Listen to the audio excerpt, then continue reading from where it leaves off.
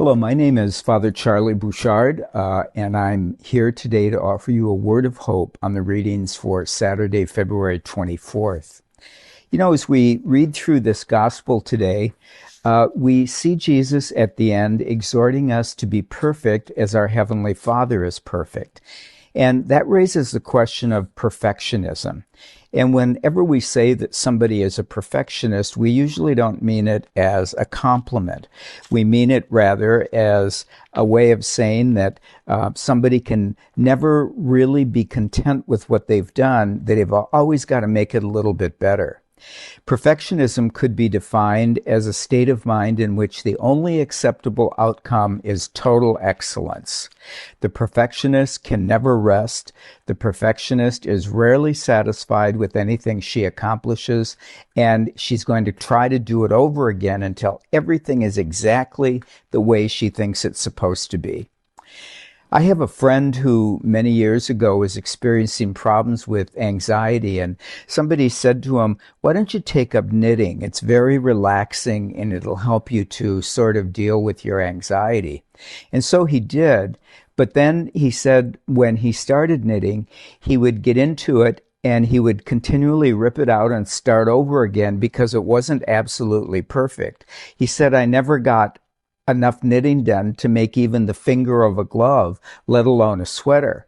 And he said, "I almost had a nervous breakdown trying to achieve this absolute perfection, which was impossible, especially for somebody who was not an expert."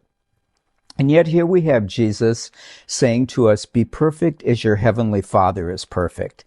And I think we need to take that seriously, but perhaps also with a grain of salt. Jesus clearly does not mean that we need to be perfect like God is perfect. That would be a fool's errand, because God is so utterly different from us that we cannot achieve that kind of divine perfection. I think what Jesus is suggesting to us is that perfection for us in our human and often incomplete lives is to always go a little higher, to strive for the better, even if we don't get to the best. He says in the gospel, "You shall love your neighbor and hate your enemy, but I say, love your enemy and pray for those who persecute you."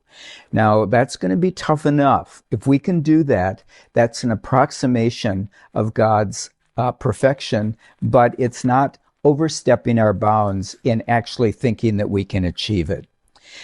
So I think we always need to temper our movement or our attempts at perfection with an awareness of our own limitations. We can do lots of things, and God has given us many gifts, but there's a point for all of us where we have to say, "I've done everything I can do, and now I have to turn it over to you, God, who really are perfect." And at that point, we can step back with a certain satisfaction that we have done our best and that we have allowed ourselves to rely on the grace of God.